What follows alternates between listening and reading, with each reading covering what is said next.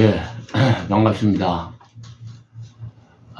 대통령 선거 직후에, 저는 개인적으로 또 김문수 후보를 지지했기 때문에 조금 서운한 마음을 한번 이야기를 방송을 해보려고 하다가 차일피일하다 보니 며칠 늦어졌습니다. 오늘은 제목을 정의가 반드시 불의를 이기는 것은 아니다, 이렇게 한번 제목을 정해봤습니다. 우리는 연속극이나 소설 속에 항상 결론적으로는 정의가 불의를 이기는 것으로 종결되지만은 인생사의 모든 일이 사실 그렇게 되기를 바라는 마음이기는 하지만 세상 일이 그렇지만은 않지 않습니까? 동양의 성인으로 추앙받는 공자도 결국 자신의 뜻을 세상에 펼치려고 14년간 주유천하를 했지만 결국 자신의 뜻한 바를 이루지 못했습니다.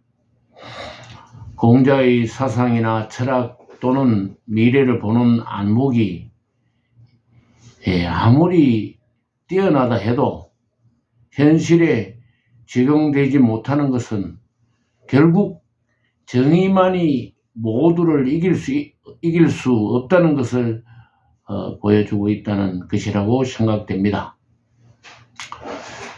공자께서 주장하는 많은 것들은 옳은 일이지만은 그를 높은 관직에 인용했던 왕들은 공자가 훌륭하고 박식하고 명성이 있어서 그를 인용했던 것이 아니라 그가 주장하는 왕도 정치를 활용하려고 했을 뿐입니다. 공자가 말하는 민민, 후후, 군군 이런 말들은 백성은 백성다워야 하고 제후는 제후다워야 하고 또 임금은 임금다워야 한다는 그런 말이 아니겠습니까? 그런 말 속에서 백성이나 제후가 임금을 섬겨야 된다는 어떤 그러한 구절들을 각국의 왕들이 활용해 보려고 했을 뿐이고, 임금이 임금다워야 한다는 구절에서는 전부 다 현실로 적용되지 못한 것입니다. 우리는 역사 속에서 수많은 불의가 정의를 이기는 것을 기억하고 있습니다. 저는 아주 어릴 적 이야기로 듣던 정몽주가 선주교에서 타살되는 이야기와 사육신이 수양대군에게 제거당하는 이야기와 또 동문수학을 했던 성삼문과 신숙주가 서로 다른 길을 가는 이야기를 들으면서 어린 마음에 안타까운 심정이 마음 깊이 각인되었던 것 같습니다. 사육신 중에 무인인 유흥부는 아주 어릴 때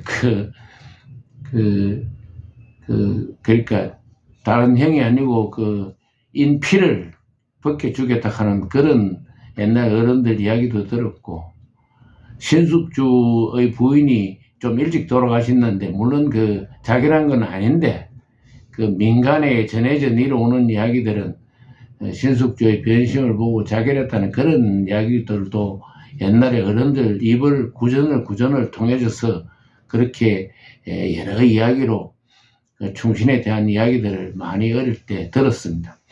그래서 그런 것도 보면 세상 일이 꼭 옳다고 이 세상이 바르게 되고 옳은 길로만 가는 것은 아니다. 또 옳은 길은 성삼문 신숙주 입장에서 보면은 새로운 왕의 왕으로 해서 다른 업적도 뒤에는 많이 남겼으니까 어쨌든 꼭 옳은 것은 모든 것을 이기는 것은 아니다. 이런 생각이 듭니다. 한번 바꿔 생각해 보면은, 세종대왕이 이 어린 단종을 안고, 집현전에 나서서, 집현전 학사들에게 부탁하고 당부했던 그런 일들도 어릴 때 이야기로 많이 들었습니다. 그래서 어릴 때 그런 충신에 대한 이야기를 많이 듣다 보니까 마음속에 아직도 그런 부분들이 많이 각인되어 있는 거 아닌가 그런 생각을 해봅니다. 이번 대통령 선거 결과를 보면서 마음 한 구석으로는 안타까움을 감출 수가 없습니다. 이재명 대통령 당선자와 김문수 후보가 살아온 인생 여정을 보면 어떤 것이 옳은가는 누구나 알 수 있는 일이 아니겠습니까? 그렇게 생각되며 또 지나간 일이지만은 왜 질 수밖에 없었는지 저 개인적으로 생각을 한번 되짚어 보면은 어차피 이번 선거는 윤 대통령의 탄핵으로 계엄 발동과 탄핵으로 해서 시작된 선거인 만큼 여당이 어려울 수밖에 없는 상황이었으며 되돌아보면은 여당의 다른 후보들은 어느 정도 사전에 대통령 후보로 예견됐던 사람들이 나왔지만 김문수 후보는 갑자기 지지도가 상승하는 분이었습니다. 그 원인을 보면 과거에 국회의원도 하고 도지사도 하고 그 후에 오랜 시간 동안 야인으로 계시다가 노사정 위원장이 되고 국회에서 야당의 질문에 당당한 모습과 또 장관이 되어 임명되어서 탄핵에 굴하지 않는 모습에서 갑자기 지지도가 상승되었고 그의 살아온 여정이 재조명되었기 때문이 아닌가 생각됩니다.